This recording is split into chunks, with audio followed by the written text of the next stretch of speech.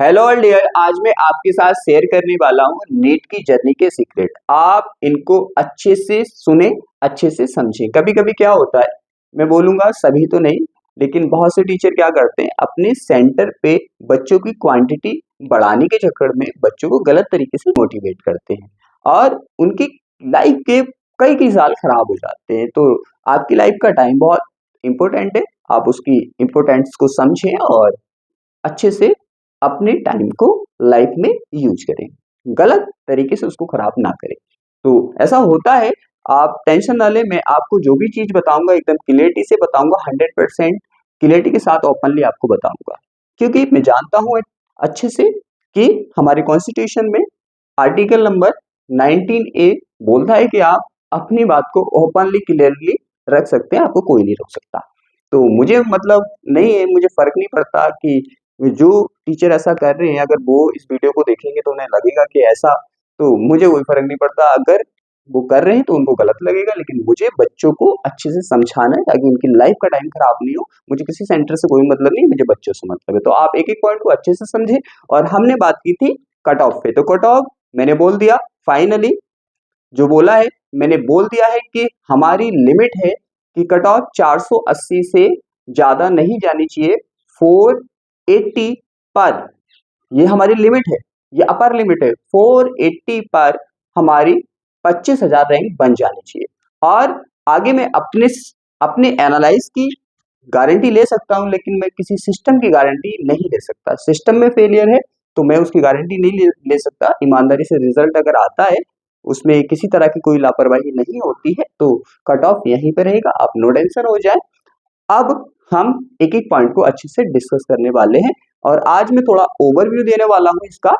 कल मैं आपको नीट एग्जाम की जर्नी से लेकर एक सुपर स्पेशलिस्ट तक की जो लाइफ होती है उसको शेयर करने वाला हूं। आपका माइंड खुल जाएगा कि किस तरह से हमें क्या करना चाहिए। आज मैं इसका आपके सामने एक ओवरव्यू देने वाला हूं और कल मैं आपको नीट एग्जाम से लेकर एक सुपर स्पेशलिस्ट तक का जो सफर होता है, वो क्या क्या, उसमें क्या क्या होता है, कहाँ कहाँ पे एग्जाम होते हैं, कहाँ कहाँ पे क्या होता है, वो सब कुछ एकदम बताने वाला हूँ। उसके बाद आप अपनी लाइफ के डिसीजन बहुत अच्छे से ले पाएंगे, क्योंकि आपको एक एक पॉइंट क्लियर हो जाएगा। तो आज देखते हैं हम इसका ओवरव्यू कि क्या सीक्रेट रहते हैं, कहाँ पे क्या करना चाहिए, क्या नहीं करना चाहिए। आप एक एक पॉइंट को अच्छे से ध्यान से समझें और कल मैं आपके माइंड को एकदम खोलने वाला हूँ। ये नीट एग्जाम से लेकर मैं आपको एक सुपर स्पेशलिस्ट तक का सफर बताने वाला हूँ, कैसा रहता है। उसके बाद आप और अच्छे से डिसीजन ले पाएंगे कि हमें क्या करना चाहिए, क्या नहीं करना चाहिए। अब हम स्टार्ट करते हैं। अब हम स्टार्ट करें, एक एक पॉइंट को आपको अच्छे से ध्यान से समझना है। पहला, हम उन स्टूडेंट की बात करने वाले हैं जिन्होंने ऑलरेडी 3 से 4 अटेम्प्ट कर लिए हैं। कितने अटेम्प्ट कर लिए हैं? 3 से 4 अटेम्प्ट कर लिए हैं। उनके नंबर बन रहे हैं अराउंड 300 से 400, इतने नंबर उनके बन रहे हैं। तो मैं उनसे बोलूंगा कि आप अब नीट की तैयारी मत कीजिए, प्लीज आप नीट की तैयारी मत कीजिए। ऐसा नहीं है कि आप नीट में अच्छा नहीं कर सकते तो लाइफ में कहीं पे अच्छा नहीं कर सकते। फॉर एग्जांपल से समझाता हूं, अगर विराट कोहली से बोला जाता कि आप एक्टिंग करो और शाहरुख खान से बोला जाता आप क्रिकेट खेलो, तो क्या वो कर पाते? नहीं ना। लेकिन अपने अपने फील्ड के दोनों स्टार है, इसीलिए आप पहचानिए कि आप किस फील्ड में बेटर कर सकते हैं। मेडिकल में बेटर नहीं कर सकते तो आपके अंदर जो क्वालिटी है जहां पे आप बेटर कर सकते हैं उस फील्ड में आप जाएं, आप बहुत अच्छा कर सकते हैं। कोई दिक्कत वाली बात नहीं है, आप इसे लेफ्ट कर दीजिए। अगर आपसे कोई बोलता है नहीं आप कीजिए, कोई भी आपको बोलता है कीजिए, तो गलत बोल रहा है। आप इसको लेफ्ट कर दीजिए, आप अपनी क्वालिटी को पहचानिए और आप फील्ड चेंज कर दीजिए प्लीज। दूसरा, हम बात करें उन स्टूडेंट की जो कंटिन्यू क्या कर रहे हैं, कंटिन्यू नंबर बढ़ा रहे हैं। फॉर एग्जाम्पल, फर्स्ट अटेम्प्ट में बच्चे के नंबर आए 250, मान लो सेकंड अटेम्प्ट में उसने 50 नंबर बढ़ा लिए, 300 आ गए। फिर उसके बाद थर्ड अटेम्प्ट में उसने फिर अप्रोक्स इतने नंबर बढ़ा लिए, 350 आ गए। फिर यहां पे 3 अटेम्प्ट उसके ऑलरेडी हो गए। तो मैं इस बच्चे से भी बोलूंगा प्लीज आप भी नीट को लैप कर दीजिए, आप भी नीट को लैप कर दीजिए। आप 3 ईयर लगा चुके हैं और आपका स्कोर कहां पे पहुंचा है 350। इस तरह से तो आप कट ऑफ के पास पहुंचते पहुंचते 2 से 3 साल और ले लेंगे, फिर भी सिलेक्शन होता है कि नहीं होता है। तो आप इस फील्ड को छोड़ दीजिए, अपनी क्वालिटी को पहचानिए, किसी और फील्ड में आप बेटर कर सकते हैं, क्योंकि खुद से ज्यादा खुद को कोई नहीं जानता। तो आप भी छोड़ दीजिए। अब यहाँ पे एक डाउट आता है कि कुछ लोग बोलेंगे आपसे कि आप क्या कर रहे हो, आप लगातार ग्रोथ कर रहे हो, आपको फील्ड में रहना चाहिए।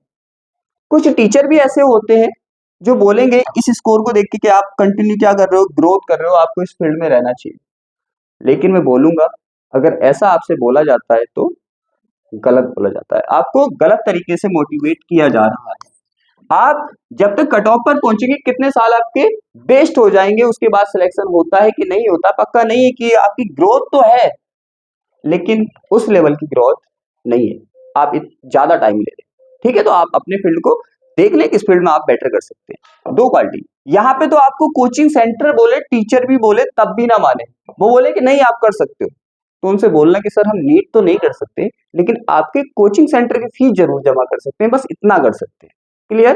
तो दोनों स्टूडेंट अच्छे से ध्यान रखें, इनको नहीं करना है ड्रॉप, बिल्कुल ड्रॉप नहीं करना है। थर्ड क्वालिटी की अगर हम बात करें, जिस बच्चे के नंबर इस साल तो कट ऑफ नीचे जाएगा, नंबर यहीं पे बार बार बनते रहते हैं, कभी उसके नंबर कितने पहुंच गए, कभी नंबर पहुंच गए उसके 350 हो गए, कभी हो गए उसके मान लिया 390, कभी उसके हो गए मान लो 370। इस बच्चे को भी ड्रॉप नहीं लेना चाहिए, क्योंकि आपकी लिमिट वहां तक जाने की नहीं है। आप समझे, मैं ये नहीं बोलता, मैंने एग्जांपल से आपको समझाया, आप इस फील्ड में बेटर नहीं कर सकते तो ऐसा नहीं किसी फील्ड में बेटर नहीं कर सकते, आप क्या मालूम किसी और फील्ड में बहुत ज्यादा बेटर कर सकते हैं। तो इन बच्चों को भी ड्रॉप नहीं लेना चाहिए। मैं इन सब बच्चों से जो इन 3 कैटेगरी में आते हैं उनसे रिक्वेस्ट करूंगा प्लीज आप ड्रॉप ना लें।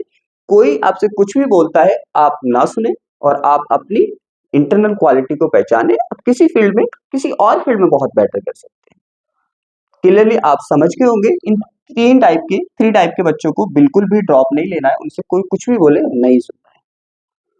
ठीक, अब मैं कल जिन बच्चों के कहां पे मार्क बन रहे हैं जो ऊपर रैंक पर है उनकी बात करने वाला हूं, और वो अच्छे से उस वीडियो को देखें सुने जो कल आने वाली है।